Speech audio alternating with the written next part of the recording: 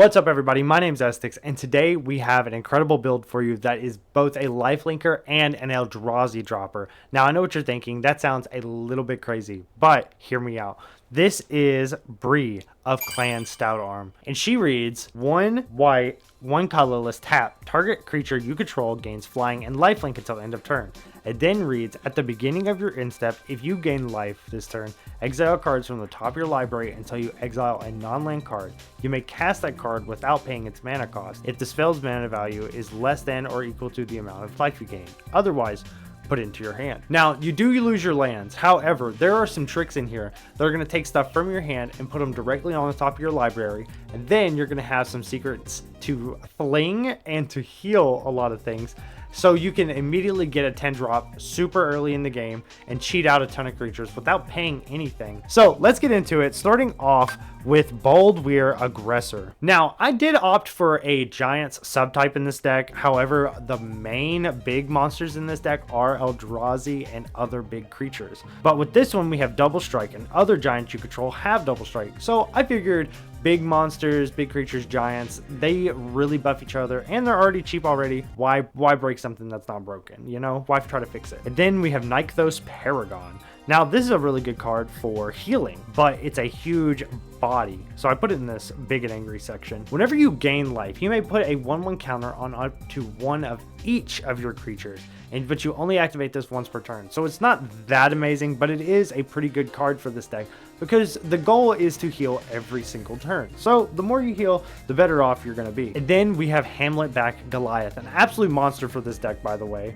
and an absolute monster for a lot of copy decks. But we're just going to keep it in this deck because a lot of the creatures that are going to come out are going to be big already. So dropping a ton of X +1/+1 counters on him, where it's each creature's power, is going to be great for not only healing and getting stuff out with our lifelink, but also for our flings. So this is going to be awesome for this deck. And then we have Calamity Bearer. And if a giant you control were to do damage, it deals double that damage instead. It's pretty basic, but that is a pretty good card for this deck because we're going to be flinging giants, we're going to be healing, and we're going to want to double that damage because we're going to be getting healing from lifelink, which is going to be big explosive heals. And then last but not least, we have the original Bryon Stoutarm, which is a really good deck. He's just a fling creature and he has lifelink, so whenever you fling something, he will heal. So if you really can't attack with something, or if you fling it and it hits and then you need some more, you can just sacrifice it and you get like a 20 drop. So you could pay up to like 20 with this. It's huge. I love this card.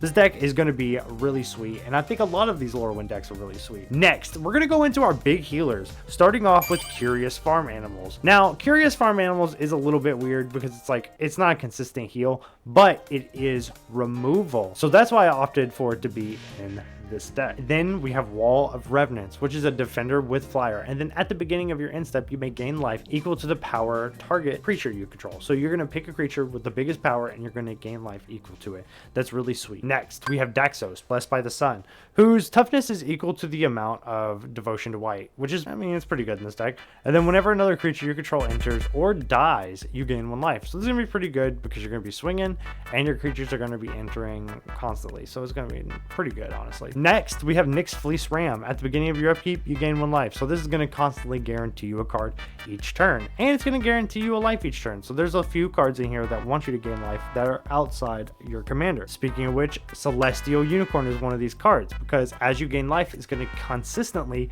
get +1/+1s. Now, you do want this because it's an infinite gain, so no matter how many times you gain or you wait throughout the turn, you can pop these small healers and you can keep gaining +1/+1 counters on a creature without having other cards putting +1/+1 counters when you gain life. It's just going to immediately gain life itself, so you can use these as life linkers after they gain a ton of +1/+1s.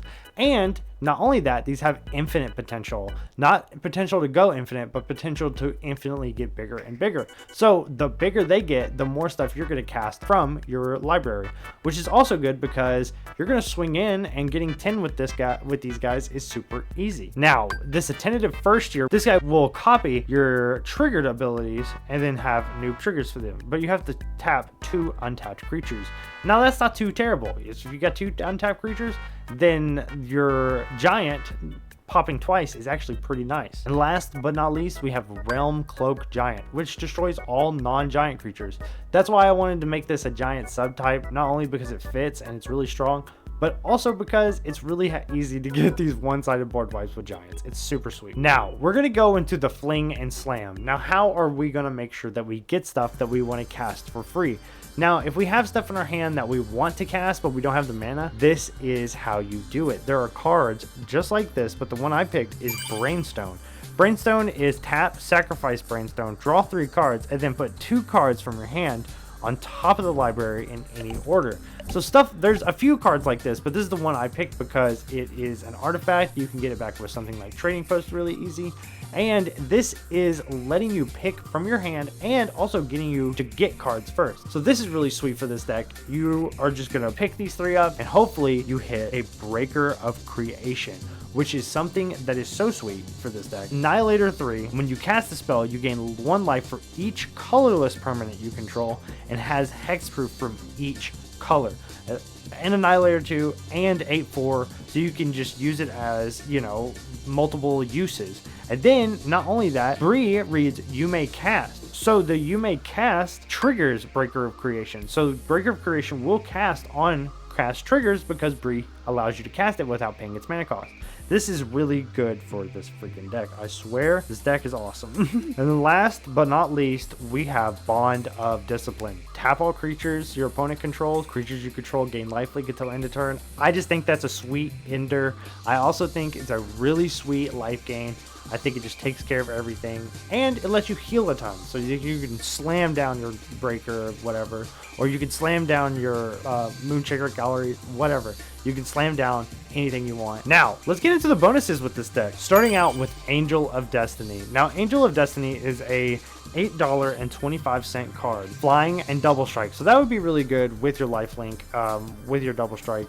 And then whenever a creature you control deals combat damage to a player, you and that player each gain that much life. And at the beginning of your end step, if you have 15 or more life than your starting total, each player Angel of Destiny attacked loses the game. So this is just a straight game ender. Very good for this deck. Then we have Iros, God of Victory, which has indestructible, and as long as your devotion red of white is less than 7, he isn't a creature. And then creatures you control have menace. Now this is really good for even more evasion in the sky. And then prevent all damage that would be dealt to attacking creatures you control. So all damage that's dealt to attacking creatures is nullified. This is a really awesome card for this deck. Now, last but not least, Archangel of Sun, flying, lifelink, and whenever you gain a life, put a 1/1 counter on each creature you control. So that'll be it for today. Thank you guys for watching. I hope this deck is really good. This is a really good big slam deck.